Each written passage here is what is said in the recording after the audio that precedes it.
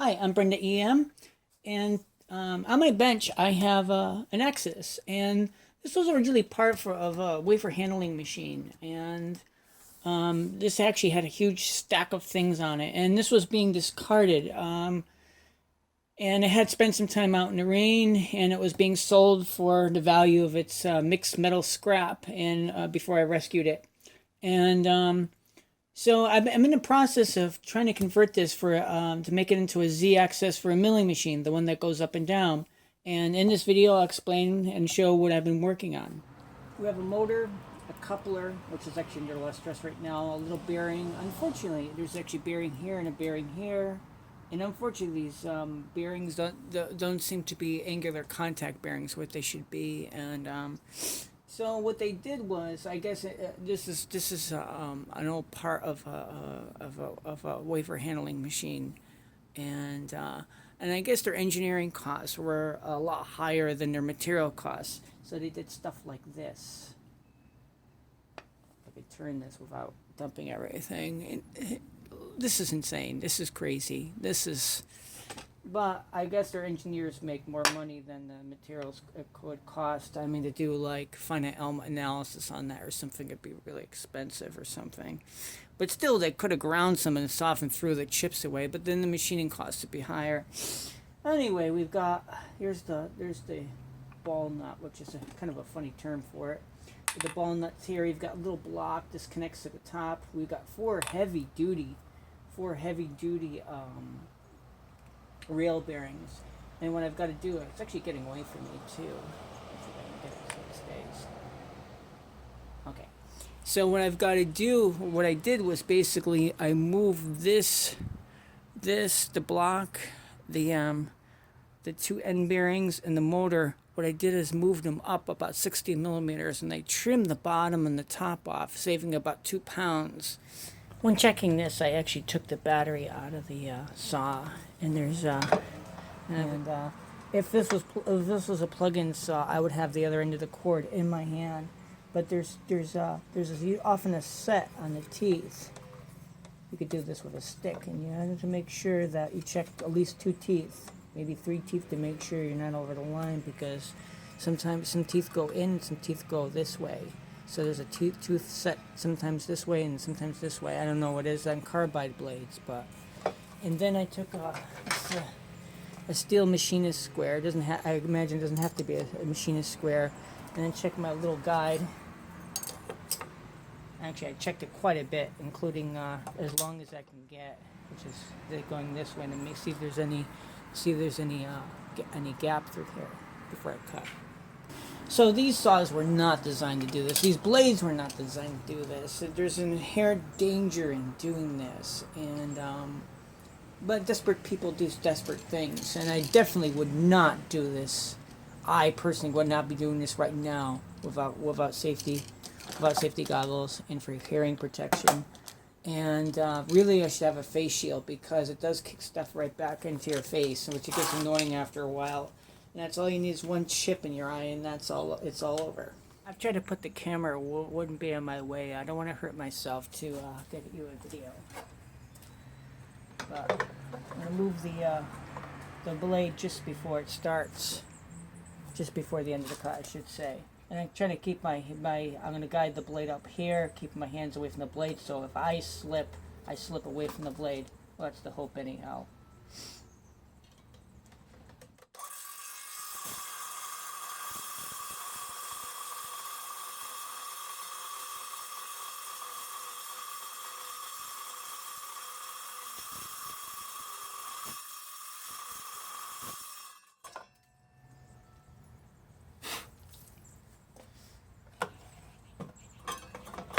And it's taken almost a whole battery charge to do this far.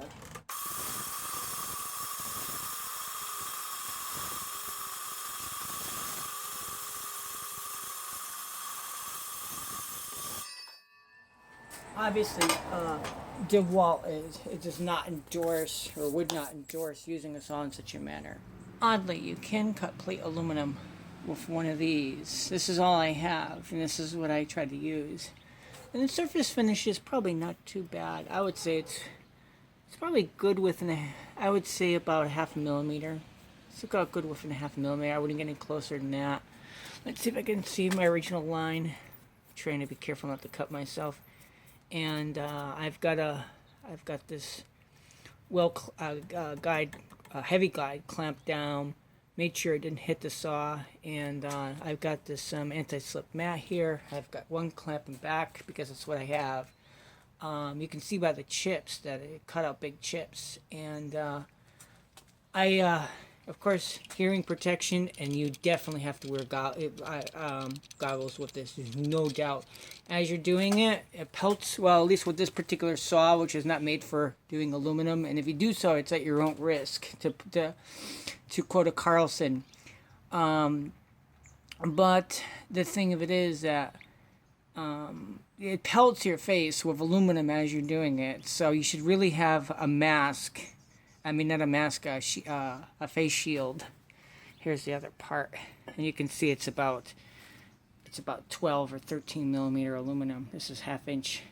Some pretty heavy stuff. This probably weighs about, I would say about, a pound and a quarter, 1/2 kilo just for this one little piece. This is not an aluminum can. But it worked pretty good. It took most of the charge. These batteries are getting old anyhow. And they need to be exercised. Nickel cadmium batteries. These older saws are nickel cadmium, and nickel cadmium like to be run down once in a while, unlike most modern battery technologies. And so it worked pretty good. I have one of these little twirly burrs, and it has a little blade that rotates. I don't know if you can see that. If it would be so kind as to focus. And it's got, the blade is actually triangle. How much play do we have here? So there's only it's probably only like at best a 1/2 millimeter with on these. These are actually the bolts that go through that engage this. The lead, actually the ball nut mount, I guess it would be. So all this has to be able to go together. And the thing is, it needs some adjustment so it doesn't bind. And all this has to be adjusted. So first I have to get this so it'll actually move back and forth, and then I've got to get this so it doesn't bind or bend the screw while it's interacting with the rod. So, and like I said, this isn't so bad as long as this is fairly straight, which in level where, and as long as it's fairly straight like this coupler is designed to take up the rest. You can actually see if I let it go, it's actually putting stress on the coupler, but it certainly shows that this takes up slack for us. Looking at this thing as it's assembled, I try to see how much tolerance there is in here. So there's like a 1/2 millimeter, maybe there's a whole millimeter. We have about a millimeter clearance in here, and we can't see down here. You can't see that. And there's about a millimeter in here too. So these bolts have like a millimeter. There's probably a millimeter of play. And but the thing is, you can't go by that, because if you put two bolts in there, your play has probably been reduced. So you probably figure 3/4 of a millimeter. We can move this and this around. And these are smaller bolts. I don't think they have as much play, but we can look at that too. So this is a cheap Chinese scale. Actually, it's so old now that when I bought it, it wasn't so cheap. But these things can be had for not that much money. I put a little smile face on the top side of the box, and a little frown side on the bottom of the side of the box, so you can tell which side you should open it with. The auto off doesn't really seem to work. So, and just by sitting, they seem to go dead, even if you look at them. And whenever I'm in a habit, whenever I grab these things, I actually take and make sure the jaws are clean. For the ball screw, I've got to move these two holes, or put in two additional holes, about 16 millimeters this way. And the other thing is, these are already tapped out. This is all probably carved out by CNC machine, and so I didn't have a good idea of the center of these holes. So what I came up with is I took a transfer punch. And the idea is I'll put the transfer punch through the hole. I put a little Teflon tape just so I can just kind of thread it through the hole. Let's see if I can get it in there. It's actually threading now. there. I don't know if you can see that, but the tip of that is just coming out a little bit. It's actually a little bit too high now. And the idea is I'll set it to its level, and I'll take a marker. This is actually candy. I actually had a whole bottle of Daikin Blue, which is really cool. I love the blue look, color to it. The only thing is the capo didn't stay on well, and it all leaked in the drawer, and I still got to get it out, take it off some of my sockets. And so I just take some marker and black it, wait a couple minutes, and this is how I did the others. Wait a couple minutes, and I should know fairly well probably within 0.5 millimeter where the center of this hole is. And take a square, like a little steel square, and scribe a line going down the center with a scribe. Then I need to, I'll move you a little bit. Then I need to move these to about here. Then I've got to tap out 2 of these holes here. Then I've got to move these remaining 4 here for the motor. This is an optical center punch. So what it is, you've got aluminum or brass base. This one happens to be aluminum, and it's got something on the bottom so it doesn't slip. In this case, it's a little piece of rubber, and you slide this over where you want the hole. And the magic of it is actually there's a light guide. There's a light guide, and you can, if you look down, you can see a dot. And what you do, and actually this angle, it's not so much a problem with the angle. So what you do is line it up like that, and you replace the punch. You replace the light guide with a punch, and I give it 2 different punches. This one actually matches the drill bit a little bit better, but I do it with both a little bit with each just to make sure. Oddly enough, when you're actually using this, and then my camera might not pick it up, but we're actually using this, the light guide nature of it actually works pretty good. And it's like you can see here I've got it centered, and I'm taking out the light guide, and I'm putting in, I always put the pointy one first. And it's ironic that you've got a good thing would be to do is actually tape over the hole in here. So I give it a tap. And I usually check it with the light guide. Excuse me. And it hasn't moved. So I checked it with the light guide again. And I'm going to put in this one, which actually matches, I believe, 120 degree drill point. And give it a tap. There. And this is one of these tools. I don't use this thing every day. But when I do, it's handy. It's handy because you can get probably within a better than 200th of an inch easily with this. And I wish this particular one is a grizzly one. As you can see, this is a little grizzly box. It comes with a handsome little wooden box with little things that almost hold in. There's the crosshair one. Let's see if I can hold it against something black. You can see, yeah, here's the crosshair one, which I actually like the dot one better. The only thing about the grizzly one is that, once again, I wish it only had one hole in it, and I wish these were just a little bit tighter than they are. I know that it wouldn't be fun to use if this gets all scratched up, but I wish the tolerance was just a little closer in it. And otherwise, it's a good tool, and somewhat attractively priced. I mean, it's not cheap; they're not giving them away, but it works.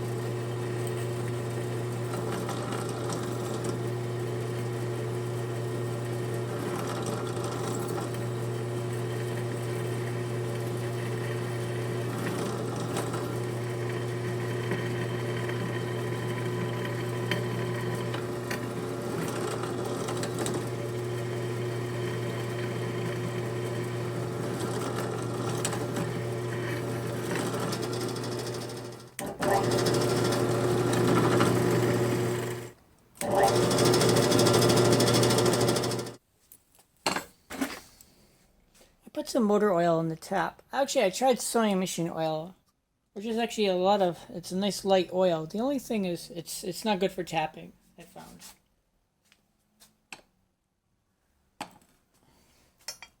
When the first holes I tapped, I tried to get a good camera angle, and it was one of those things that I'm just kind of eyeing it as far as straightness.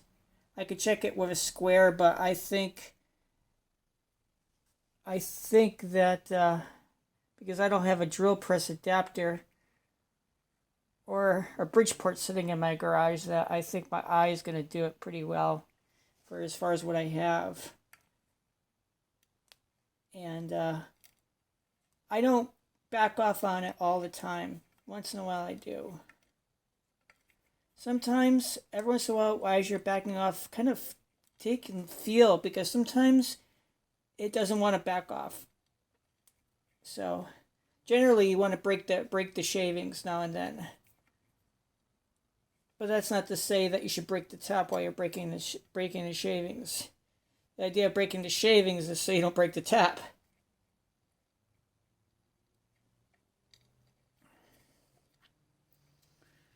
And hopefully I have this straight enough so it goes through without breaking. Doing stuff by hand, by eye like this, there's always a chance that something can go wrong.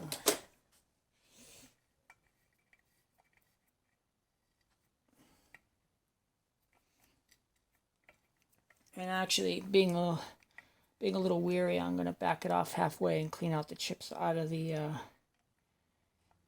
tap using. I usually use a typewriter brush for this, but I'm using a back of a file card instead.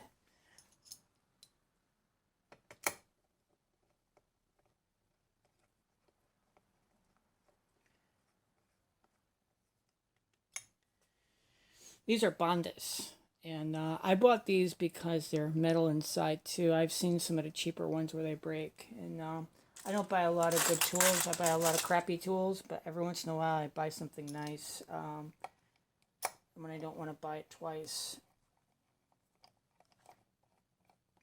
Let's see if I can get all 4 of these in here. And so far I don't feel any play, so this is good. I can find one more little bolt. Here's the other one. There we go.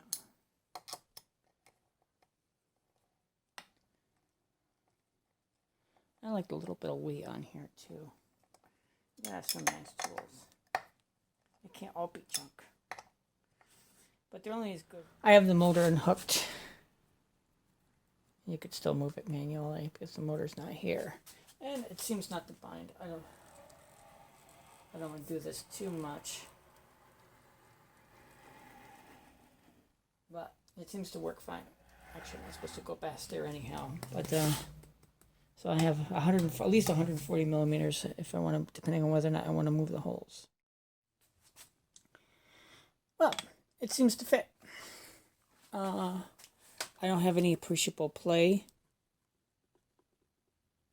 in the screw. The motor's a little loose.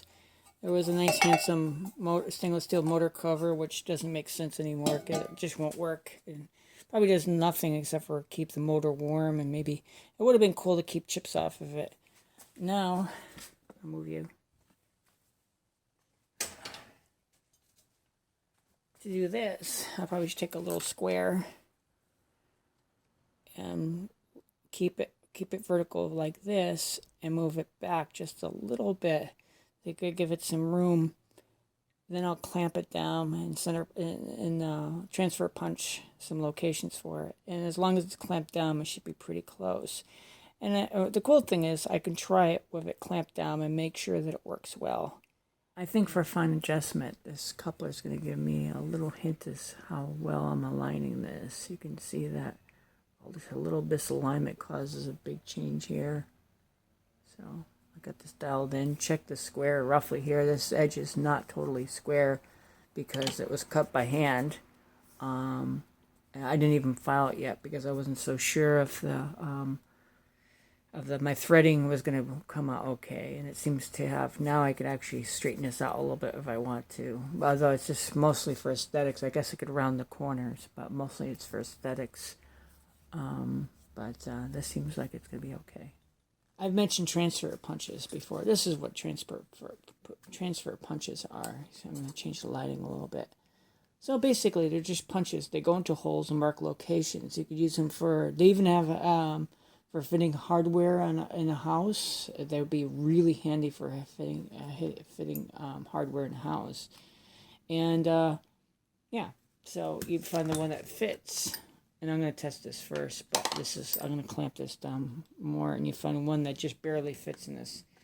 This is actually an SAE set, but still pretty close. This should be close enough. Find the one, do as best you can, and tap it with a hammer, and because it has a point in the center. So basically what you're doing is referencing the inside of the hole with the center.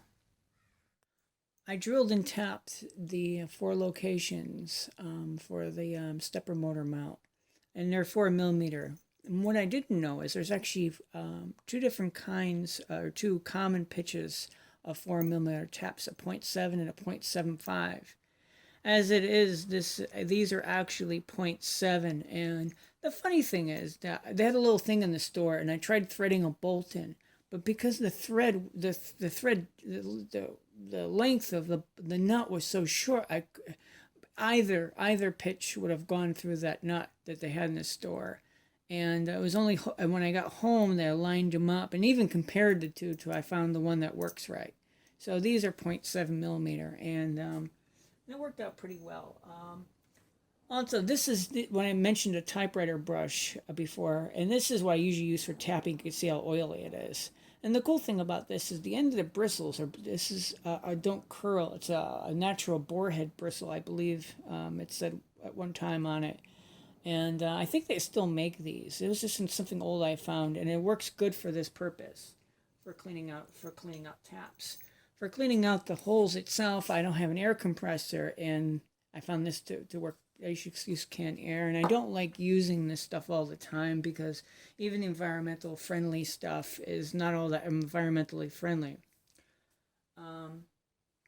So I was looking at this, and there's actually let's see if I can move this back here. So there's a little riser that comes up off of the ball nut, and it's a little persnickety.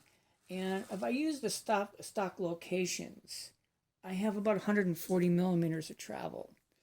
But I was looking at it. If I drill 4 holes here, I'll have around 200 millimeters of travel. But these fasteners have to mount flush, so my whatever motor solution I have will fit. And I'm hoping that the 80mm mounts will actually straddle this hole. That's what I'm hoping. So I was like, how do I make this? I don't have a milling machine, and but I did start buying. I bought a few milling accessories when I thought I might be able to afford it.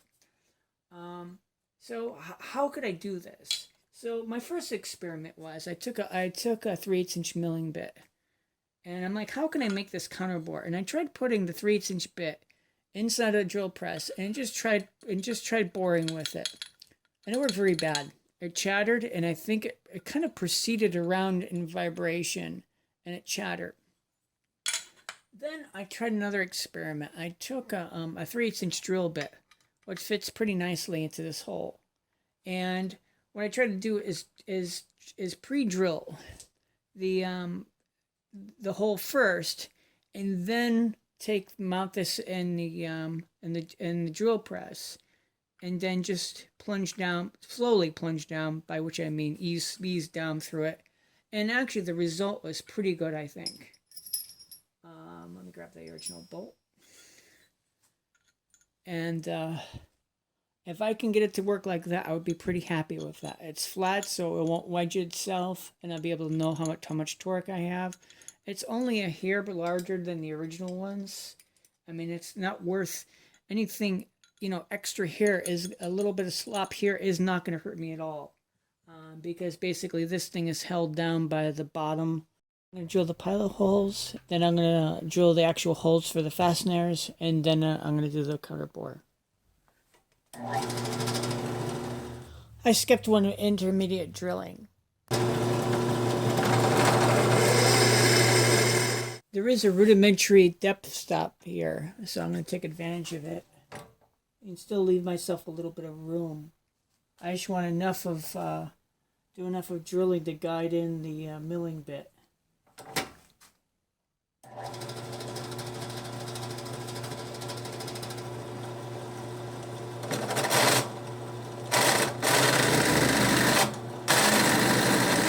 Well, here goes. I have the depth stop set about where I want it to be. I'm still going to have to test it with a fastener. This isn't exactly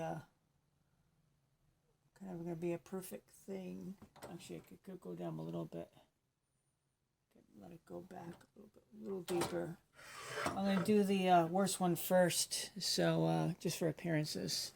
So I already messed up that one a little bit. This might be pretty exciting.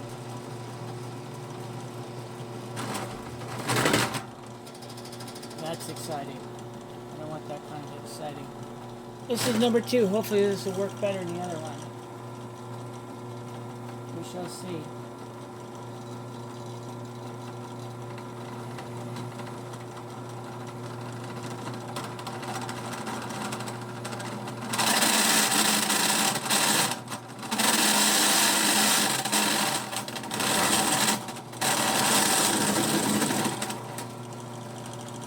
Oh well, that one worked pretty good.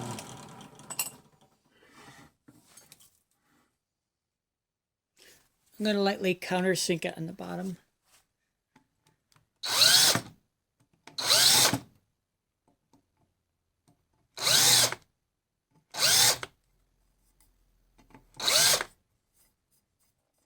I have the lead screw clamped down to the bench, and I've got it covered. I'm going to cover it up like this to try to keep any kind of dust and shavings out of the ball nut. And if it catches on fire, it catches on fire. But and I've got a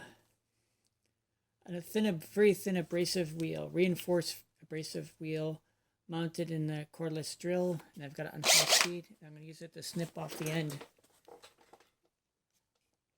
Of course, I've got glasses, goggles, and hearing protection.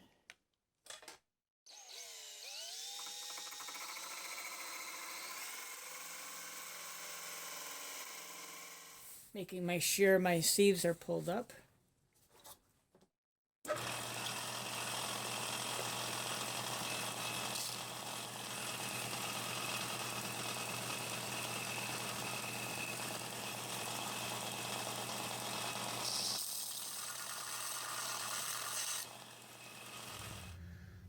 So I'm going to solder a little plug onto the end of the motor. These were actually from the original cable, so they're already color coded. And I thought to snip off some off of the cables. And for some reason, for heat shrink tubing, I always seem to cut it longer than I really need it. So I'm trying to be. And actually, after a while, it gets a little much. It seems like I'm always buying heat shrink tubing. Well, probably because it's useful and I keep on using it. And it helps if you have one of these little third-hand things, although these are somewhat miserable to use anyhow because they never seem to go where you want them to. I want to get like one of those little line lock ones because they'll go in any position, and these bind in most positions, it seems. I'm just trying to remember to put the little piece of heat shrink tubing over it.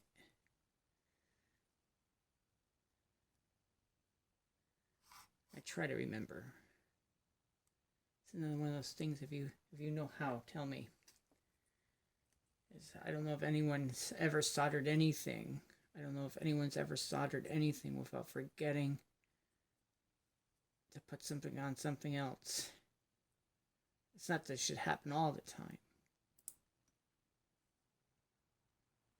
Now the hard part comes making these two meet. given the confines of these little joints we have on here. There's actually, I've got one strand going the wrong way on me. This is a fiddly art in itself. I just try to get them close. I'm just going for a solder joint. These aren't gonna. I'm gonna have 5 connections. They're not gonna hold much weight. So I'm not gonna do a bell union knot. But often I back twist them in a bell union knot. But this should be fine. I like the sponges better than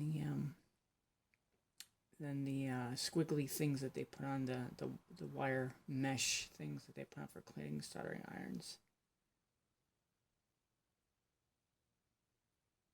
Try to let it soak in nice. This is nice fine solder.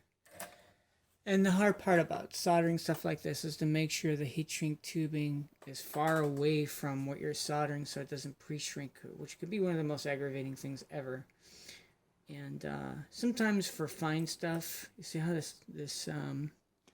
wire's actually been kinked by the alligator clip. Sometimes for fine stuff, I actually I have a little piece of leather I put in the little alligator clip. I shrunk the heat shrink using just a lighter, and it's my quickie poo soldering job, as you can see. So this is how the linear axis came out. I still have some more work to do. I'm gonna have to do more videos. It has no homing switches nor sensors. I'm hoping I could mount a motor right onto the bottom of this. I'm hoping that this won't be a problem. I don't want to put an adapter on here because it'll lift it farther off of this plane, which is bad. The farther I go out, the weaker it is. So, except for this botch, which is purely an aesthetic thing, which will gnaw on me to the end of time, I'm pretty happy with how it came out. I filed this so the edges aren't so horrid. These are 5-phase motors, which take special drivers. Fortunately, these drivers you can plug right into the outlet, which is a novel feature. It would almost be cool to have a 2-phase stepper motor driver kind of housing power supply combination. This is a handy way when you're doing improvisational builds and stuff and testing. This is a handy way for well, no pun intended, but this is a handy way to work with stepper motors. This is the data cable, and it's going to an Arduino Micro. On which I have some custom software written so I can exercise the steppers. And yes, the joystick works. And even more, it's actually proportional. And yes, I will be sharing this on this channel. And I will be uploading the code to the Arduino forum and maybe cnczone.com. I've written the driver in such a way, actually the driver software I've written in such a way that it could be used with regular stepper motors too. These are not regular. These motors, there's no pulse pin and reverse pin. There's a forward pulse and a reverse pulse. And so let's see how it moves. I'm going to go in here and I'm going to tell it to move by 200 millimeters. Like so. And as you can hear that it started off slow. There's actually smooth stepping, so it ramps up. And so forth, and it can home, as if it looks much different going backwards. But anyway, I'm pretty happy with how it came out, and still I've got to lighten it up. I've got to figure out some kind of limit switches, whether they be optical or mechanical or both. Actually, I like Hall effect switches. Anyway, and it has to be lighter than this, and there's huge blocks in here which could be lightened up. Maybe I can drill holes through the sides, and I'll see what I can do for that. But even though this is massively made, you can see how chunky it is. It's not as bad as you would think. I mean, I could lift it up with one finger, and I'm sure most of my viewers could lift it up even easier than I could. But I want it lighter still because the heavier it is, the more settling time there is. For instance, this plate can probably be trimmed on both sides. It's not doing much for me, except for making it heavier. Well, I think that's it for now.